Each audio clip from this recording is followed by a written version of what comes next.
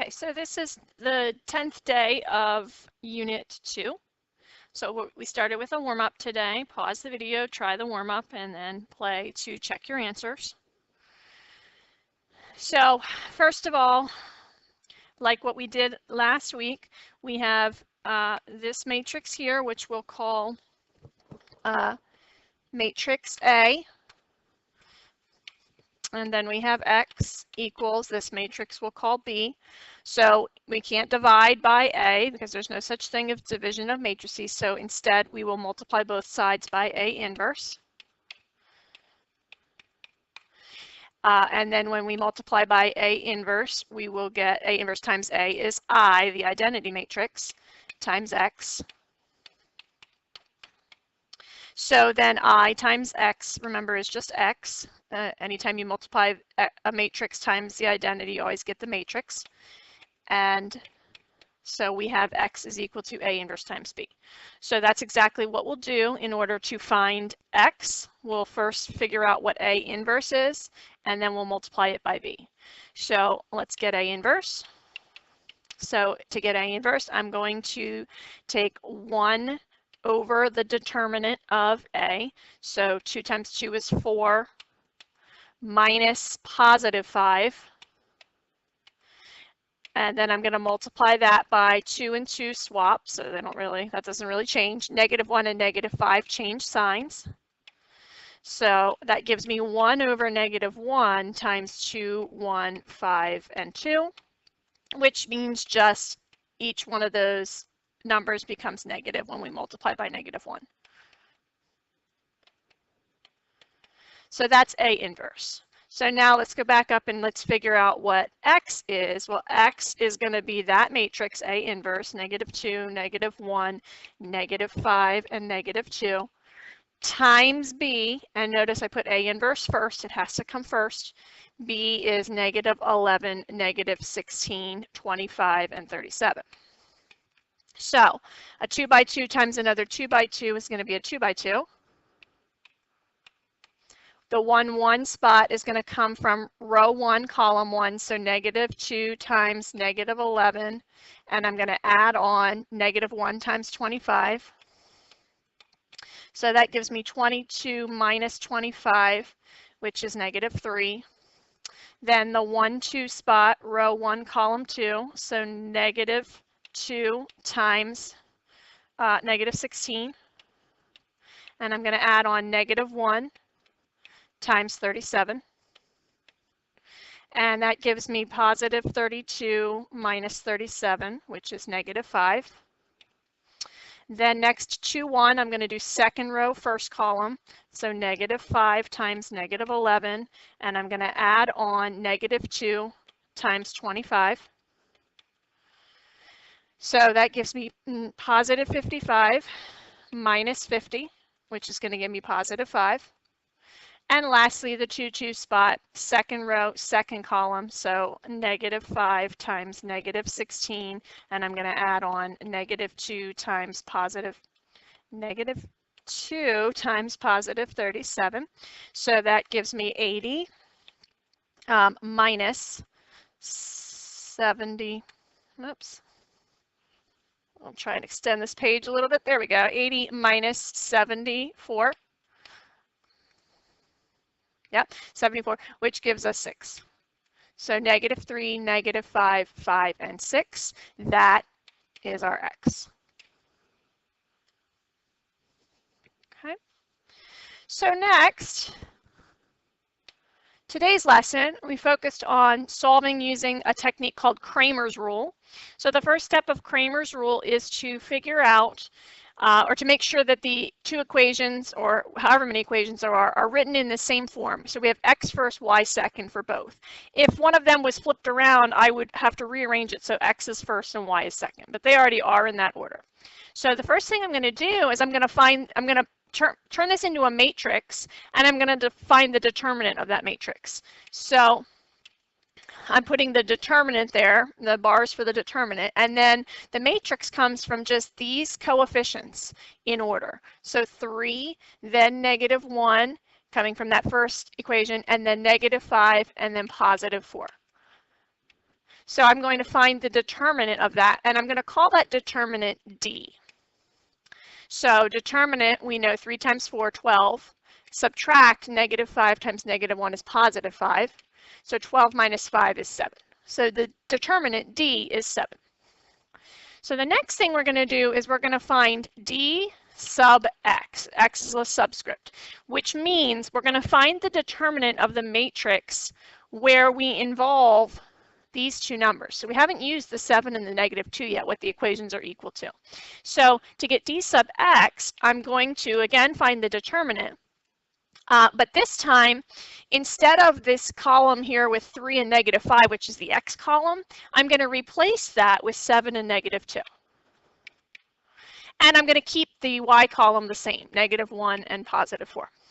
So now I'm going to find the determinant of this matrix. So 7 times 4, 28, and I'm subtracting +2, which gives me 26 for the determinant, D sub x.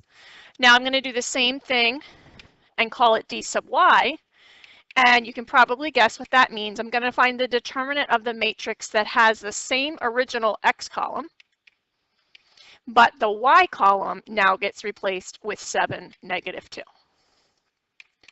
So finding the determinant, 3 times -2 is -6. I'm subtracting -35. So that gives me -6 plus 35 gives me 29. So that's D sub y. So now we have D sub x, we have D sub y. We're going to find x and y. Because remember, our goal here is to solve this system of equations. Okay, so I want to know what x and y equal. So x and y equal, what I do is I take D sub x and I divide by D. And that number will be the x value. And then I do the same thing with the y's. So D sub y, and I divide it by D, and that number will be the y value. So if I do that on this one, D sub x we said is 26, and D we said is 7, so 26/7. And for the y, D sub y is 29, and again divided by D, 7. So 26/7 and 29/7 are the solutions for this system of equations. Okay, and as you can see, this is quite a nice alternative to the other techniques which we already know how to solve systems of equations of substitution and elimination. We didn't really have to deal with those fractions, which would have gotten pretty messy had we used substitution or elimination. We didn't have to deal with those fractions at all. We had them, we got them just from using Cramer's rule a lot easier. Okay, so now that we've seen Cramer's rule, let's try this one using the same approach. So maybe it would be a good idea if you're watching this video to pause it, try the problem, because I had students in class do the problem completely on their own first, and then we went over it. So pause the video, try it, and then I'll go over it.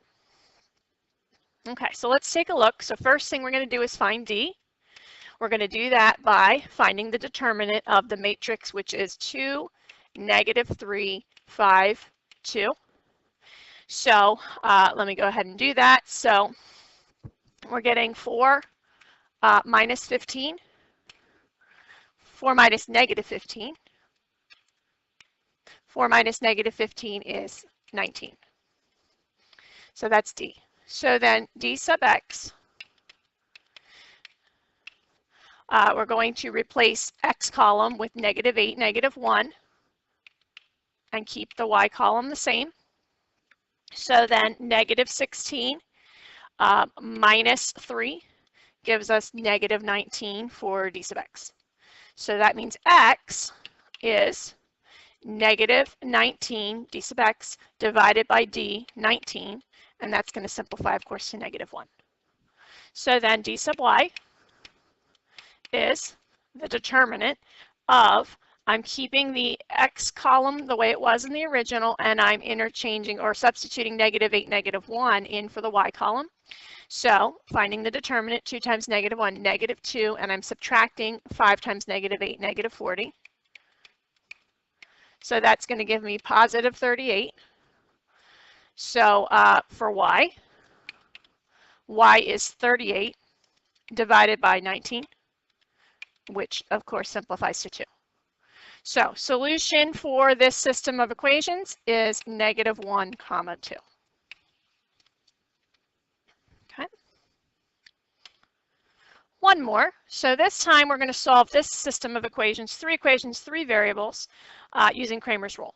So you can see it's going to be pretty much the same as the last two, except for now we have a third variable, which means rather than just d sub x and d sub y and d, now we're going to need a d sub z and a z. Okay, but the process really is pretty much the same. So I'm going to start by getting d. So I'm going to get those coefficients, 2, 1, 1, 1, -1, -1, 1, 2, 1. So now we have our 3 by 3 matrix. Remember, to find the determinant of a 3 by 3, we have to copy the first two columns. So 2, 1, 1, -1, 1, 2. So now I'm ready to draw in the diagonals going down and up and multiply. So let's draw those in first. Remember, try to avoid crossing out the signs as you do this. And now going up.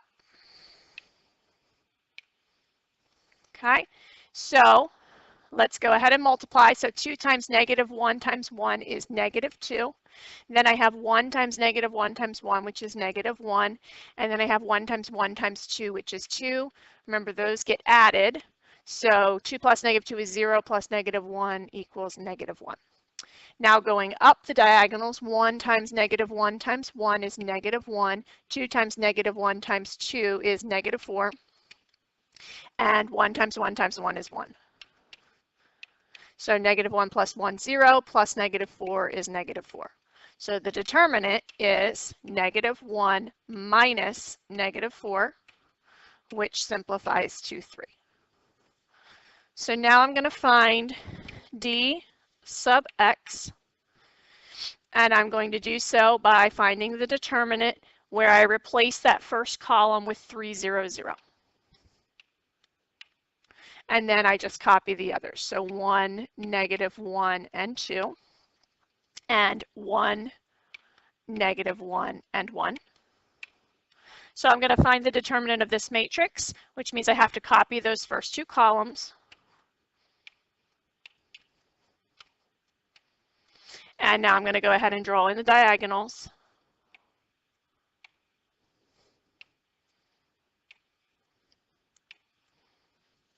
Okay, so diagonal here, we're getting 3 times -1 times 1, -3.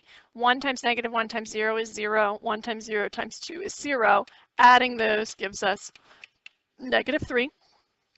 Then 0 times -1 times 1 is 0. 2 times -1 times 3 is -6. And 1 times 0 times 1 is 0. Adding those gives us -6. So d sub x is going to be -3 minus -6, which equals 3. So x is going to be d sub x, which we just got 3, divided by d, which we got earlier 3. 3 divided by 3 is 1.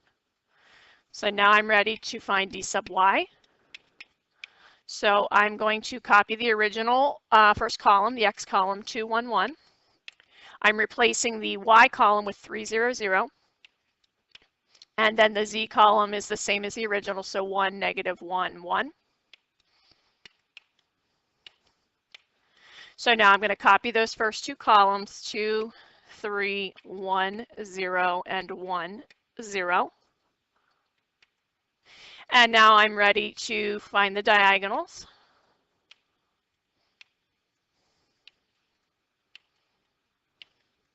So first diagonal gives us 0, 3 times -1 times 1 gives us -3, and last diagonal gives us 0. Adding those, we're getting -3. First diagonal going up, 0, then 0 again, and then 1 times 1 times 3 is 3. Adding those gives us 3. So d sub y is equal to -3 minus 3, which gives us -6.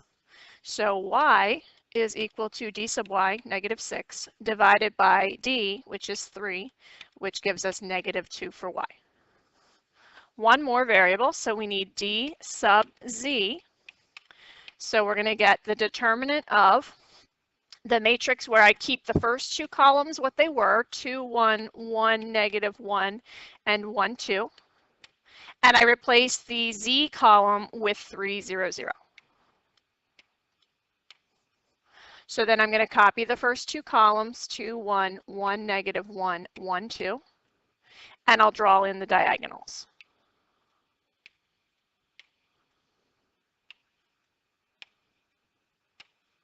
So 2 times negative 1 times 0 is 0, 1 times 0 times 1 is 0, 3 times 1 times 2 is 6. Adding those gives me 6. And going up, 1 times negative 1 times 3 gives us negative 3. 2 times 0 times 2 gives us 0. And 0 times 1 times 1, 0. So that added gives us negative 3. So d sub z is equal to 6 minus negative 3, which is 9. So z is equal to d sub z, which is 9, divided by d, which is 3. So 9 divided by 3 is 3.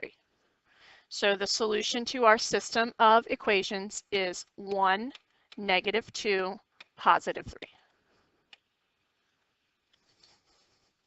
Okay. Now, one other thing we talked about in class is I posed the question to the class, well, what happens if d is equal to 0?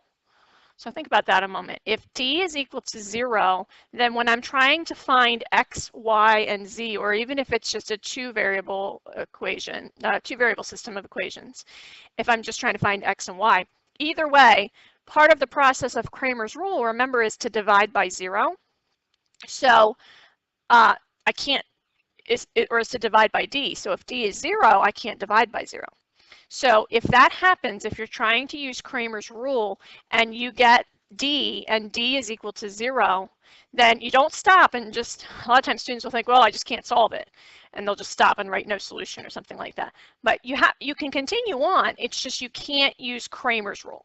Okay, Cramer's rule only works when d is something besides 0. So if I can't use Cramer's rule, then I have to use a different technique. Meaning if it was a 3x3 system of equations, 3 variables, 3 equations, I'd have to do the technique we learned at the beginning of the unit, which is pair up 2 of them and eliminate, pair up the other 2 and eliminate, and then eliminate a third time. So I'd have to use that elimination technique. But the point is, when you're doing your homework or doing problems and you're solving systems of equations using Cramer's rule, if d equals 0, then you have to abandon that approach. You can't use Cramer's, and you have to use a different approach. Again, something like a 3x3, you would use elimination 3 times. If I was doing a 2x2, 2 equations, 2 variables, and I got that d equals 0, I once again would abandon Cramer's rule and I would use a different approach. Here I could use substitution or elimination. I wouldn't have to use elimination, but I would use either one. But in which case, if d equals 0, that's going to be because either the system has no solution, in which case when we solve using, let's say, substitution or elimination, I'm going to get something like something that's not true, like 0 equals 5. Then I would know that's no solution.